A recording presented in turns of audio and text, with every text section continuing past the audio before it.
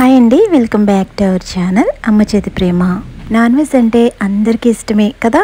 Chicken అన్నా mutton అన్నా అయితే అవేమీ లేకపోయినా కూడా ఆ కూరలకు వచ్చే మంచి ఫ్లేవర్తో మసాలా గ్రేవీని అయితే షేర్ చేస్తున్నాను.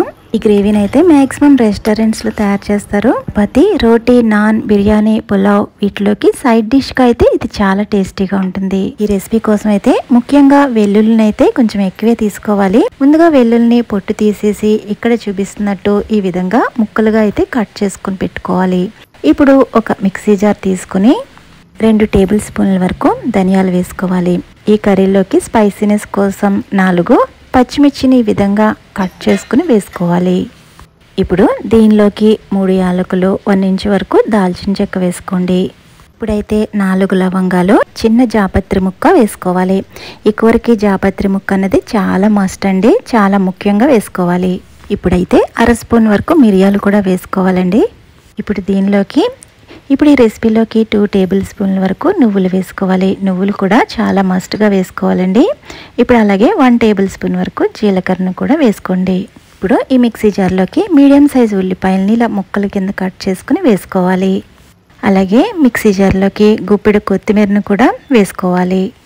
కొత్తిమీర కూడా వేసుకున్నాక దీంట్లోకి 1 టేబుల్ స్పూన్ వరకు కారం యాడ్ చేసుకోవాలి. ఇప్పుడైతే ఇలా అన్నీ వేసుకున్నాక ఇదైతే మిక్సీ పట్టుకుందాం. ఇప్పుడు ఇదంతటినీ కూడా అసలు వాటర్ ఏమి వేయకుండా ఫస్ట్ ఒకసారి మిక్సీ పట్టుకోవాలి. ఇలా బరకగా గ్రైండ్ చేసుకున్న తర్వాత ఇప్పుడైతే వాటర్ 1/2 కప్పు వరకు యాడ్ చేసుకుని మెత్తని పేస్ట్ వలె మిక్సీ పట్టుకోవాలి. చూడండి, నేను ఇక్కడ చూపిస్తున్నాను. చాలా అంటే చాలా మెత్తగా ఈ పేస్ట్ అయితే ఉండాలి. ఎక్కడా కూడా చిన్న పలుకు లేకుండా ఈ విధంగా మిక్సీ పట్టుకోవాలి. ఇప్పుడు స్టవ్ మీద ప్యాన్ పెట్టుకుని 4 లేదా 5 టేబుల్ స్పూన్ల వరకు ఆయిల్ వేసుకోవాలి.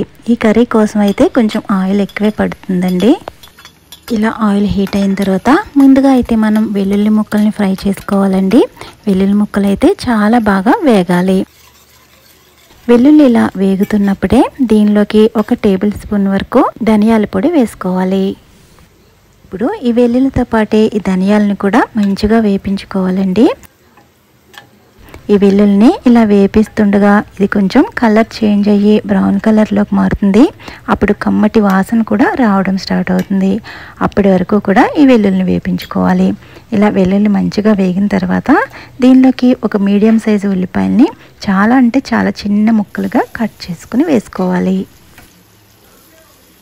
ఇలా ఉల్లిపాయ వేసుకున్న తర్వాత ఫ్లేమ్ని మీడియంలో పెట్టుకుని దీన్ని అయితే వేపించుకోవాలి.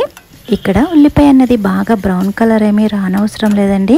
అలాగని 1 నిమిషం పాటు వేపించుకోకుండా ఒక 2-3 నిమిషాల పాటు వేపించుకోవాలి. ఇది ఎక్కువసేపు వేపనవసరం లేదండి. ఇది కొంచెం సాఫ్ట్ అయితే మనకి సరిపోతుంది. చూడండి, ఈ విధంగా 2-3 నిమిషాల పాటు ఈ ఉల్లిపాయని వేపించుకోవాలి. ఇప్పుడైతే దీనిలోకి మనం మిక్సీ పట్టుకున్న మసాలా పేస్ట్ని అయితే వేసుకోవాలి.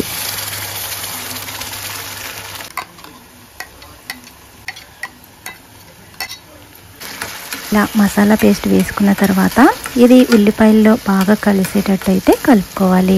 మనం వేసుకునే మసాలా కూడా బాగా వేపించుకోవాలండి.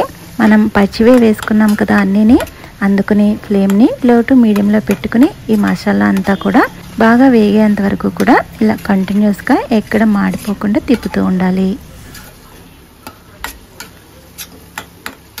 ఇప్పుడు ఈ మసాలా పేస్ట్ అనేది చూడడానికి క్రీమీగా ఉంది కదా. ఈ ఆయిల్లో బాగా వేగిన తర్వాత ఇది ముక్కల కింద విరిగినట్టు కింద అయిపోతుంది. అప్పటి వరకు కూడా బాగా వేపించుకోవాలి. ఇది ఇలా వేగుతూ ఉండగానే దీంట్లోకి 1 టేబుల్ స్పూన్ వరకు అల్లం వెల్లుల్లి పేస్ట్ వేసుకోవాలి. ఇప్పుడు ఈ మసాలాతో పాటే ఈ అల్లం వెల్లుల్లిని కూడా కలిపి వేపించుకోవాలి. చూడండి, 5-6 నిమిషాలకి ఇది ఇలా వేగి ఆయిల్ అనేది బయటికి రావడం స్టార్ట్ అవుతుంది. మనం మిక్సీ పట్టినప్పుడు ఎంతైతే వాటర్ వేసామో ఆ వాటర్ అంతా కూడా ఎవాపరేట్ అయ్యి ఇది బాగా దగ్గర పడిపోతుంది.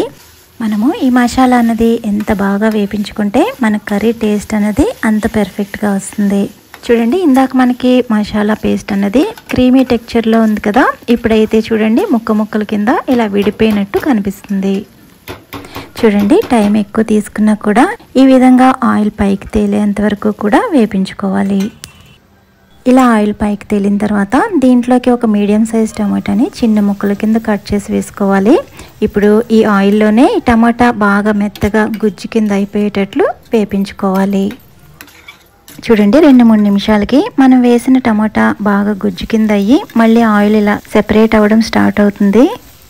ఇప్పుడు ఇలా ఆయిల్ సెపరేట్ అయిన తర్వాత 3 టేబుల్ స్పూన్ల వరకు ఫ్రెష్ క్రీమ్ అయినా వేసుకోవచ్చు, లేదా పెరుగు అయినా చిక్కని పెరుగు వేసుకోవాలి.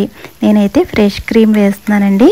ఇలా క్రీమ్ వేసిన తర్వాత ఇదంతా కూడా మళ్ళీ ఒకసారి బాగా కలుపుకోవాలి.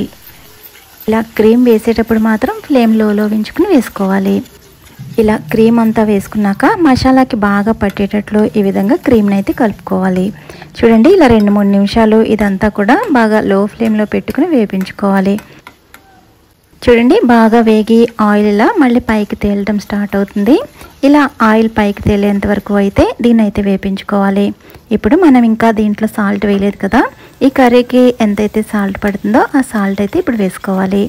ఇలా సాల్ట్ వేసిన తర్వాత ఒకసారి అంతా బాగా కలుపుకొని ఇలా ఆయిల్ పైకి తేలిన తర్వాత మాత్రమే ఇప్పుడైతే వాటర్ యాడ్ చేసుకోవాలి. దీంట్లోకి 1 గ్లాస్ వరకు వాటర్ యాడ్ చేసుకున్న తర్వాత ఒకసారి బాగా కలుపుకొని మూత పెట్టి దీన్ని లో టు మీడియంలో ఫ్లేమ్ని పెట్టుకుని ఉడికించుకోవాలి. మధ్య మధ్యలో ఇలా మూత తీసి కలుపుతూ అడుగున పడుతుందో లేదో చూసుకుంటూ దీన్ని అయితే ఉడికించుకోవాలి. ఒక 6-7 నిమిషాల తర్వాత నేను ఇక్కడ మూత తీసి చూపిస్తున్నాను. చూడండి కర్రీ అంతా కూడా చక్కగా ఉడికి ఆయిల్ ఇలా సెపరేట్ అవుతుంది. ఇప్పుడు దీనిలోకి 1/2 స్పూన్ వరకు గరం మసాలా, మరో 1/2 స్పూన్ వరకు కసూరి మేతి, అలాగే కొత్తిమీర కూడా చల్లుకుని ఒకసారి కలుపుకుంటే మనకి మటన్ కర్రీ ఫ్లేవర్లో మసాలా గ్రేవీ అయితే రెడీ అయిపోతుంది. ఈ కర్రీ అనేది చపాతీ, రోటీ, నాన్ వీటిలోకి చాలా అంటే చాలా టేస్టీగా ఉంటుంది. రైస్ అండ్ బిర్యానీలోకి కూడా సైడ్ డిష్గా బాగుంటుంది.